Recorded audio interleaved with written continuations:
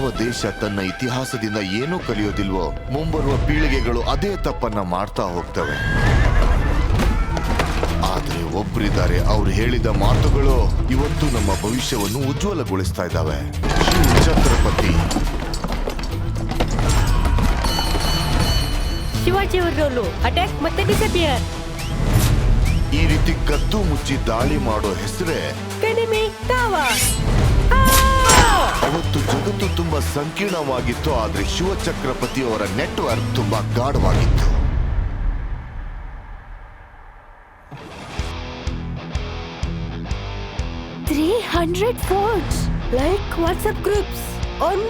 ಯಾರು ಬೆಟ್ಟ ಗುಡ್ಡಗಳಲ್ಲಿ ಬದುಕ್ತಿದ್ರೋ ಅವರೇ ರಾಜರು.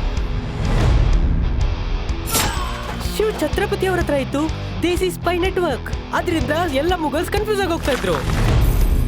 ಪ್ರಜಾತಂತ್ರ, ವಿಕೇಂದ್ರೀಕರಣ ಮತ್ತೆ ಸ್ವಶಾಸನ, ಅದೆಲ್ಲದರ ಸಿಇಒ ಛತ್ರಪತಿ ಶಿವಾಜಿ ಮಹಾರಾಜ. ಎಲ್ರಿಗಿಂತ ಮೊದಲು ಊರಿಗೆ ಪವರ್ ಕೊಟ್ಟಿದ್ದು ಶಿವಾಜಿ ಛತ್ರಪತಿ ಅವರು. ಯೂನಿಟಿ ಅಂಡ್ ಡೈವರ್ಸಿಟಿ ಇದು ಅವರ ಬಿಲ್ಡಿಂಗ್ ಪಿಕ್ಚರ್ ಆಗಿತ್ತು. ಅವರು ಬರೀ ರಣಭೂಮಿಯಲ್ಲಿ ಯುದ್ಧ ಮಾಡಲಿಲ್ಲ, ಅದರ ಜೊತೆಗೆ ರಣನೀತಿಯನ್ನೂ ಮಾಡಿದ್ರು. ಅವರ ಯೋಚನೆ, ಅವರ ಕಾರ್ಯನೀತಿ ಇಂದಿಗೂ ಶಾಶ್ವತವಾಗಿದೆ ಮತ್ತು ಪ್ರತಿ ಕಾಲದಲ್ಲೂ ಅದು ಸತ್ಯ.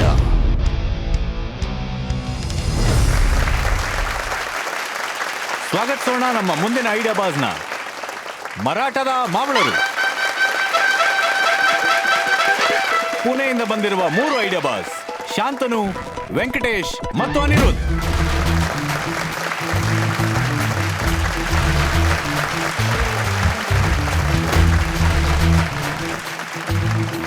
Welcome to Idea Boss. ನಮ್ಮ ಈ ವೇದಿಕೆ ಮೇಲೆ ಬಂದಿರೋದು ನಿಮಗೆ ಹೇಗೆ ಅನಿಸ್ತಾ ಇದೆ? ತುಂಬಾ ಥ್ರಿಲ್ ಆಗ್ತಾ ಇದೆ, ತುಂಬಾ ಎಕ್ಸೈಟ್ ಆಗ್ತಾ ಇದೆ. ನೋಡ್ಬೇಕು ನಮ್ಮ ಐಡಿಯಾನ ಹೇಗೆ ಪರ್ಸೀವ್ ಮಾಡ್ತಾರೆ ಅಂತ. ನೀವೆಲ್ಲ ಸ್ವಲ್ಪನೂ ನರ್ವಸ್ ಆಗಿಲ್ವಾ? ಶಿವಾಜಿ ಛತ್ರಪತಿ ನಮ್ ಬೆನ್ನ ಹಿಂದೆ ಇದ್ದಾರೆ ಅನ್ನೋದು ನಮ್ಮ ನಂಬಿಕೆ. ಇದೇ ನಂಬಿಕೆ ಇಟ್ಕೊಂಡಿರಿ, ಅವರು ಮತ್ತೆ ನಾವೆಲ್ಲ ನಿಮ್ ಜೊತೆ ಇದೀವಿ ಅಂತ. ವಂಡರ್ಫುಲ್. Thank you. ನಮಸ್ತೆ ಟೈಟನ್ಸ್. ಛತ್ರಪತಿ ಶಿವಾಜಿ ಮಹಾರಾಜ್ ಕಿ ಜೈ. ಛತ್ರಪತಿ ಶಿವಾಜಿ ಮಹಾರಾಜ್ ಕಿ ಜೈ. ಯಾಕೆ ಏನಾಯ್ತು? ಯಾಕೆ ಅಂತ ಕೇಳಿದ್ರೆ ಯೋಚನೆ ಮಾಡ್ತಾ ಇದ್ದೀರಾ? ಜೈ ತುಂಬಾ ಜಲ್ದಿ ಬಂತು ಅಲ್ವಾ? ಕಳೆದ ಎಷ್ಟೋ ದಶಕಗಳಿಂದ ನಾವೀ ಯಾಕೆ ಅನ್ನೋ ಪ್ರಶ್ನೆನ ಹುಡುಕೋದು, ಯೋಚನೆ ಮಾಡೋದು ಬಿಟ್ಬಿಟ್ಟಿದೀವಿ.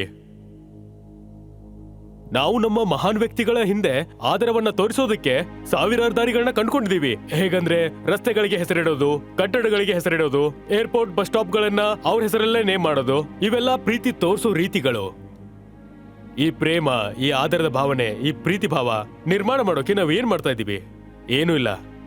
ಭಾರತದ ಗೌರವಯುತವಾದ ಇತಿಹಾಸ ಸ್ಕೂಲ್ನ ಚಿಕ್ಕ ಪುಸ್ತಕಗಳಲ್ಲಿ ಬರೆಯೋದಕ್ಕೆ ಆಗದೇ ಇಲ್ಲ. ಇವತ್ತಿನ ಮಕ್ಕಳನ್ನ ನೋಡಿದಿರಾ? ಯಾರನ್ನಾದ್ರೂ ಕೇಳಿ ನಿಮ್ಮ ಫೇವರೇಟ್ ಸೂಪರ್ ಹೀರೋ ಯಾರು ಅಂತ, ಪಟ್ ಅಂತ ಹೇಳ್ತಾರೆ. ಅವ್ರಿಗೆ ಹೆಸರುಗಳು ನೆನಪಿದೆ. ನೀವು ಅವ್ರನ್ನ ಕೇಳಿ ನಿಮ್ಮ ಫೇವರೇಟ್ ಕಾರ್ಟೂನ್ ಕ್ಯಾರೆಕ್ಟರ್ ಯಾವುದು ಅಂತ, ಫುಟ್ಬಾಲ್ ಪ್ಲೇಯರ್ಸ್, ಕ್ರಿಕೆಟರ್ಸ್ ಎಲ್ಲರ ಹೆಸರನ್ನು ಬಾಯಾಟ್ ಮಾಡಿಟ್ಟಿದ್ದಾರೆ. ಇದು ಯಾಕೆ ಅವ್ರನ್ನಕ್ಕಾಗುತ್ತೆ ಅಂದ್ರೆ ಈ ಎಲ್ಲಾ ವಿಷಯಗಳನ್ನ ಅವ್ರ ತನಕ ಅವ್ರಿಗಿಷ್ಟ ಆಗೋ ರೀತಿನಲ್ಲಿ ತಲುಪಿಸಲಾಗಿದೆ. ನಾವೊಂದು ಯೋಚನೆ ಮಾಡಿದೀವಿ, ನಾವ್ಯಾಕೆ ನಮ್ಮ ಮಹಾಪುರುಷರ, ಮಹಾನಾಯಕರ ಇತಿಹಾಸವನ್ನ ಮಕ್ಕಳಿಗೆ ಮನಸಾರೆ ಇಷ್ಟ ಆಗೋ ತರ ಒಂದ್ ರೀತಿನಲ್ಲಿ ತಲುಪಿಸ್ಬೇಕು ಅಂತ. ಅಂಡ್ ಆ ಯೋಚನೆಯ ಹೆಸರು ಮಾವಳ.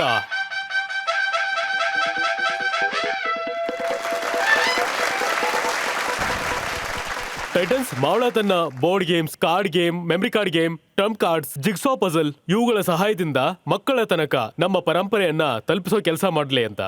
ಛತ್ರಪತಿ ಶಿವಾಜಿ ಮಹಾರಾಜ್ ಮತ್ತು ಅವ್ರಿಗೋಸ್ಕರ ಯುದ್ಧ ಮಾಡಿದವರು ಮಕ್ಕಳ ಮುಂದೆ ತಮ್ಮ ಅಸಲಿ ಹೀರೋಸ್ನ, ಸೂಪರ್ ಹೀರೋ ಕಥೆಗಳನ್ನ ಹೇಳೋದಕ್ಕೆ ಪ್ರಯತ್ನ ಮಾಡುತ್ತೆ. ನನಗೆ ತುಂಬಾ ಹೆಮ್ಮೆ ಆಗ್ತಾ ಇದೆ ನಿಮ್ ಮುಂದೆ ಈ ವಿಷಯವನ್ನ ಹೇಳೋದಿಕ್ಕೆ. ಏನಂದ್ರೆ 2021ರಲ್ಲಿ ಭಾರತ ಸರ್ಕಾರ ಒಂದು ಸ್ಪರ್ಧೆಯನ್ನ ಆಯೋಜನೆ ಮಾಡಿತ್ತು.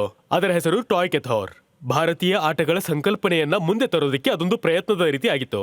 ಅದಕ್ಕೆ ಭಾರತದಿಂದ 19,500 ಕಾಂಪಿಟೇಟರ್ಸ್ ಬಂದಿದ್ರು. ಅದರಲ್ಲಿ ನಮ್ಮ ಮಾವಳ ಟೀಮ್ ಗೆದ್ದಿತ್ತು.